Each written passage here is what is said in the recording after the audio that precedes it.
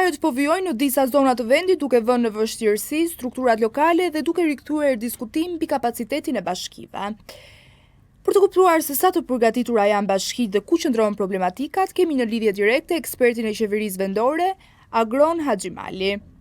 Zoti Agron, përshëndetje dhe mirë se erdha. Faleminderit. Atëherë, çfarë tregojnë zjarret e këtyre ditëve për kapacitetet reale të bashkive shqiptare për të përballur me emergjencat? Tregojnë që gjatë gjithë dimrit ne flejmë gjumë, jemi të qetë,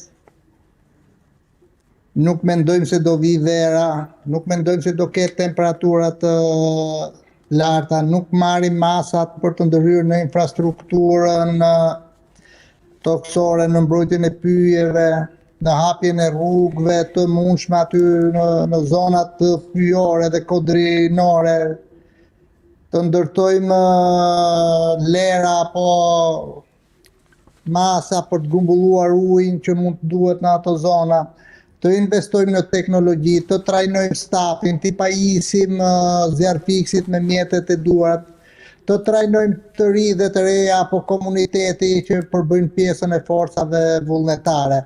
Për ta përmbledhur, problemi jonë qëndron se sistemi mbrojtjes civile nuk është perceptuar mirë as në edukim, as në ndërgjegjësim qytetar, as në edukim dhe ndërgjegjësim institucional, as në investime, dhe mbi të gjitha problemi më i madh që vere është fakti që vizioni, strategjia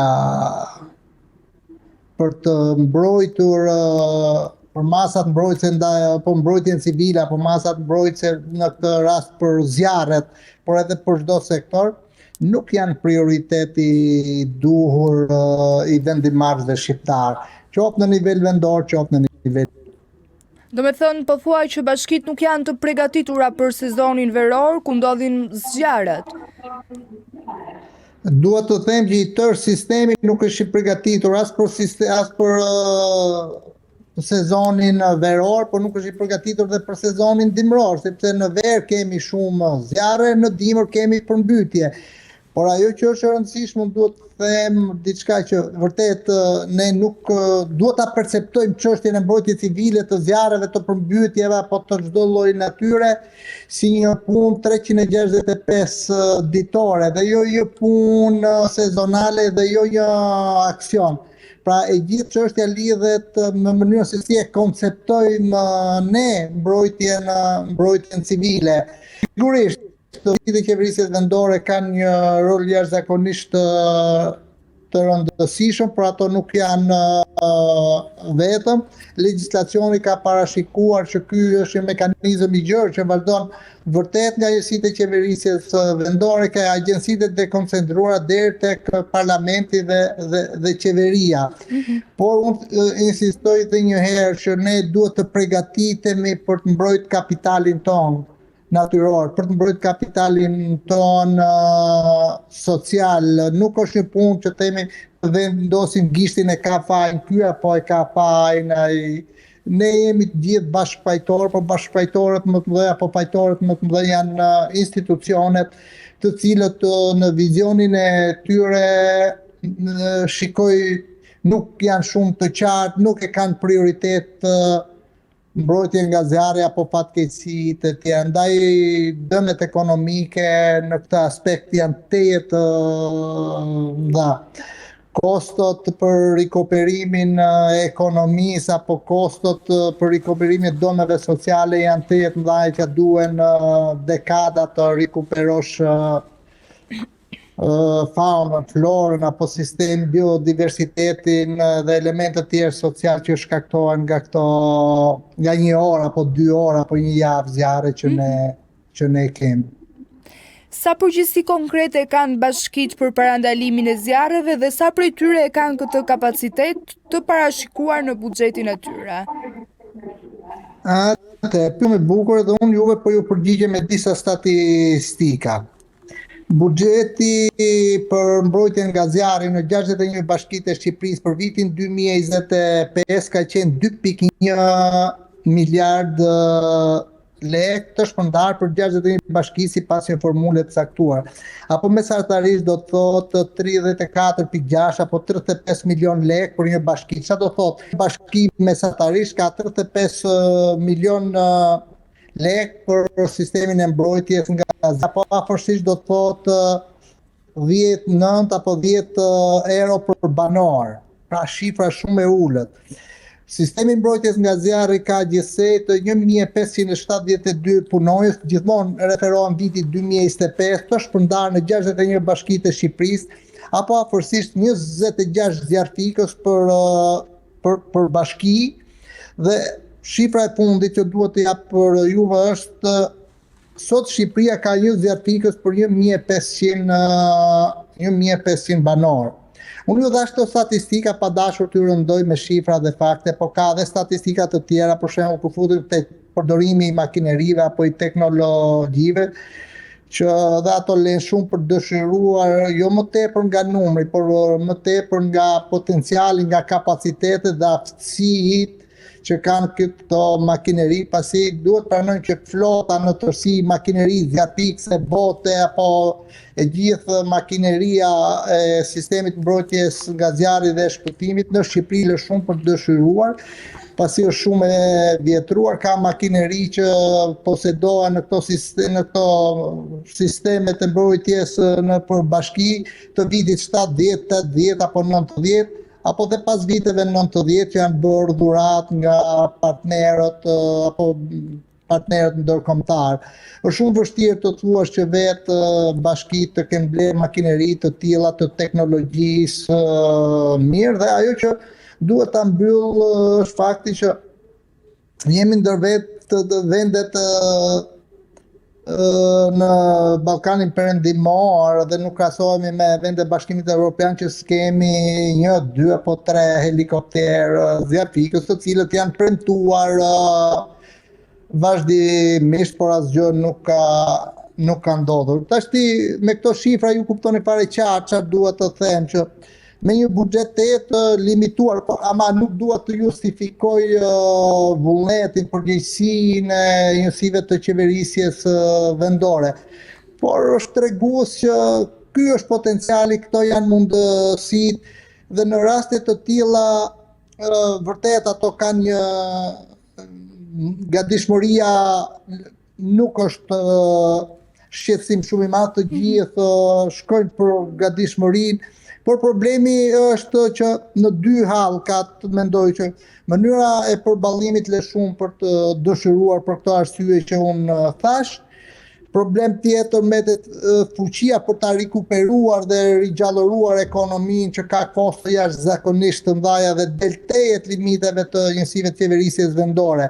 Ama jam kritik për bashkitë për sa i përket masave parandaluese. Ne kemi konceptin e gabuar, unë thash që në kryet herës që gjatë gjithë dimrit jemi qetë fare, pastaj kujdesemi apo angazhohemi, shprehim gatishmërinë në momentin e zjarrit. Kur del tymi, nuk ke ç'bën më, duhet bashkëjetosh me tymin ose shpëto kapital paktën njerëzor ose çfarë të mundesh. Duhet të me këtë që duhet të investohet gjatë 10 vitit për parandaluar. Në qoftë se ti të duket sikur kursen në parandalim, ti do të humbasësh miliona në rikuperim. Ndaj parimi në këto raste është që më mirë të harxhosh 100 lekë në parandalim, sepse nëse këto 100 lekë ti nuk do ta investosh në parandalim sa miliona lekë të shpenzuara për përballimin dhe akoma 2 fish, 3 fish miliona lekë për rikuperimin e ekonomisë apo dëmeve që janë shkaktuar. Po fondet, a duhet ketë një fond të posaçëm për parandalimin e zjarreve në bashkitë me risk të lartë? Shiko, buxheti i pushtetit vendor është i përcaktuar me ligj. Edhe për fondet, ky funksion që tashmë në mënyrë të rëndom bashkitë e quajnë funksion në të transferuara, por kanë ngel si term se ajo është 100% funksioni i njësive të qeverisjes vendore. Unë thash 2.1 miliard lekë. Sigurisht është ndarë edhe ky me një vlerësim të caktuar me disa kritere të caktuar, apo kullësia, sipërfaqe apo dhe element tjera, apo potenciali për riskun më të madh. Nuk është çështja këtu, nuk kam ndonjë problem me këtë çështje. Problemi në total është masat mbrojtëse dhe volumi për masat mbrojtëse ndaj zjarrit, por edhe por jo vetëm. Shteti ulët në raport me faktorin e lartë të riskut. Ne nuk jemi imun, Shqipëria nuk është imune, është mjaft e atakuar nga dëmet e tilla. Ne jemi një vend me temperatura të larta gjatë verës, por edhe në dimër. Fatmirësisht kjo për ne, por fatkeqësisht për riskun e lartë zjarrit. Jemi një vend mesatar. Jemi një vend që jemi atakuar tashmë me ndryshimet klimatike dhe me ngrohjen globale. Dhe ne duhet bëjmë politikat t'i përshtatemi qoftë terrenit ton shumë me gjeografi shumë të thyer, qoftë ndryshimeve klimatike. Sigurisht ka pas disa hapa, bëhen politika në këto janë shumë të fragmentarizuar, edhe kur bëhen të bukura në letër, por realisht nuk gjen mjete burimore, financiare, të teknologjisë, apo dhaj vullneti, shpirti, kemi ndërgjegjësivi që ne duhet kuptojmë në mendjen tonë që duhet i përshtatemi këtyre ndryshimeve klimatike, duhet të punojmë në çdo kohë të hapim rrugë, aksese për komsorët, aksese për makinat zjarrfikse në terrenet kur është e mundshme, me qëllim që në momentin që zjarri bie, atje duhet të shkojnë vullnetarët në rrugë komsore apo makinerit apo botet të tjera. Ajo që shumë rëndësishme duhet theksuar që këtë çështjen e zjarreve e lidh shumë edhe me sektorin pyjor, mbrojtjen e pyjeve dhe të kullotave, që edhe kjo është një përgjegjësi e qeverisjes vendore. Dhe sigurisht edhe këtu ka shumë probleme. Për shembull, është jo korrekte të themi që gjithë trupa që shërben në sektorin pyjor në Shqipëri, në 61 bashkitë është 800 punojës. Çfarë do të thotë që këto 800 punojës një pjesë për zyra, një pjesë e tyre ato inxhinierët e pyja apo rojtarët numërohen, janë shumë të kufizuar. Çfarë do thotë që ato duhet të jenë në balë të punës, ato duhet të kenë kontroll mbi territorin, mbi pyjet, mbi zonat e mbrojtura. Ato duhet të kenë hartën e zonave potenciale të riskut më të lartë, duhet të kemi sistemin e alarmit më të shpejt, zinxhirin e komunikimit dhe ndërgjegjësimit për cilin do qytetar që të mori masa ndaj rreziqeve në këtë rast, por thash që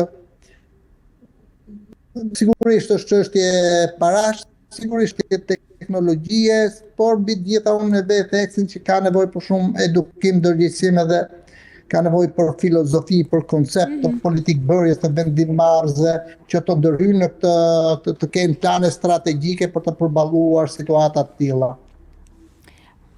A ka një problem me ndarjen e përgjegjësive? Kur një zjarr del jashtë kapaciteteve të një bashkie, kush duhet të marrë drejtimin dhe sa shpejt duhet të aktivizohet niveli qendror? Sigurisht, këtu kemi bërë një manual për bashkitë. Edhe në këtë manual përcaktohen bazuar në ligj, ne vetëm e përmbledhim është një bujik që i shërben më shumë zyrtarëve vendor dhe sistemit për të orientuar. Sigurisht rregullore dhe kuadri ligjor në Shqipëri nuk është se mungon. Të parët që janë përgjegjës për pikjen e zjarrit në një bashki janë vetë sistemi pra zjarrfiksit e zonës apo i gjithë sistemi brenda një bashkie bashkë me vullnetarët, bashkë me gjithë mekanizmin që ka ndërtuar bashkia. Kur kjo del jashtë kapaciteteve të bashkisë, ofrohet bashkia fshi brenda rajonit dhe kur del përtej rajonit ofrohen bashkia po qendra të tjera rajonale të mbrojtjes nga zjarri apo të mbrojtjes civile që në Shqipëri ka 4 të tilla. Shiko, mekanizmi nuk është se pra në infrastruktura dhe arkitektura është ndërtuar në një mënyrë të tillë për t'i dhënë mundësi të ndërveprojnë. E gjithë çështja është që sa i shpejt është ky reagim edhe këto qendra çfarë ofrojnë realisht, a janë vetëm për të koordinuar, kanë mjete të posaçme vet apo janë vetëm politikë bërësve. Unë kam thënë në shkrimet e mia që kanë parat për sistemin e mbrojtjes së zjarrit duhet të jenë në terren, jo në zyrat e Tiranës apo në zyrat e bashkive. Pra ka nevojë për një ndarje më proporcionale të drejtë.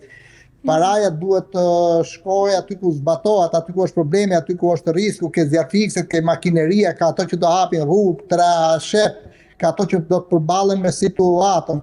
Jo, unë nuk them që zyrtarët qendror në për agjenci apo në për institucione të tjera ja nashkalojnë, por jo të ndërtohen dhe të konsumojnë para për burime njerëzore, paga, sigurime shoqërore dhe rroga zyrtarët, dhe pjesa që shkon në terren pastaj të ngelet shumë e vogël dhe sidomos pjesa tjetër pastaj që për të investuar në terren është ngelet një pjesë shumë e vogël. Ky është problem shumë i madh, ka nevojë të rikonfigurohet shpërndarja e struktura e shpërndarjes burime financiare bazuar në këtë sipas funksioneve dhe përgjegjësive dhe aty ku është risku më i madh.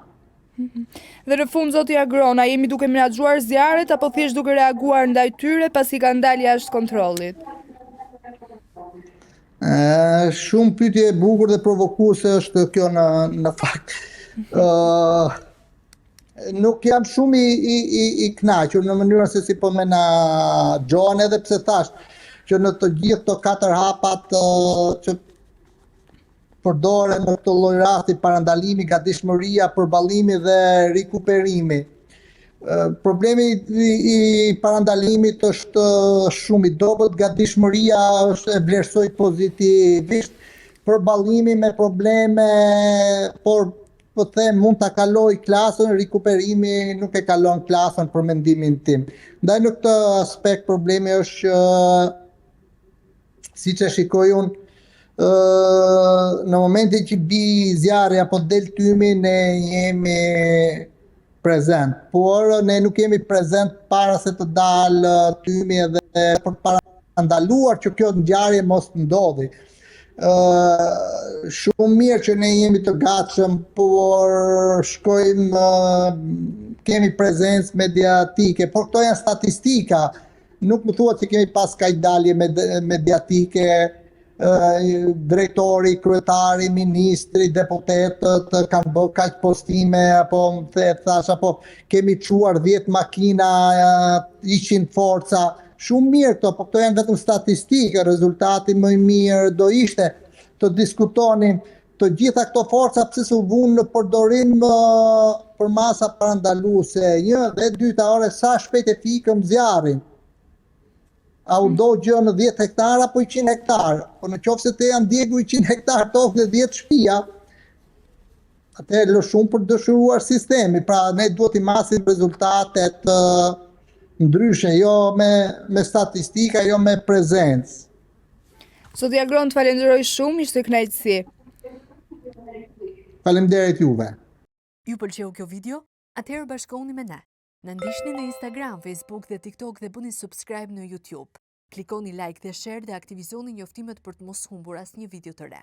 Faleminderit për mbështetjen.